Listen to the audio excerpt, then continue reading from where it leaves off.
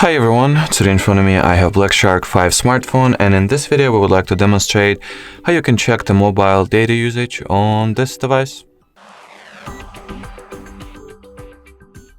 So first of all, enter the settings. At the settings you want to open up the connection and sharing category. In here you'll have the data usage designated section, which will display how much data have you used, how much cellular data has been used for each particular SIM card. Here this switch allows you to also see the data not only for the mobile data but also for the Wi-Fi as well. In order for you to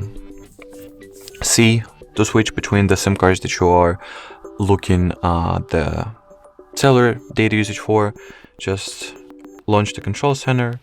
In here, tap at the bottom right corner of the mobile data shortcut and switch the SIM card.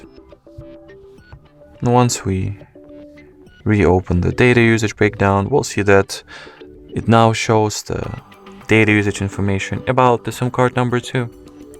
Alrighty, so that would be it for this video. Thank you so much for watching, and bye bye.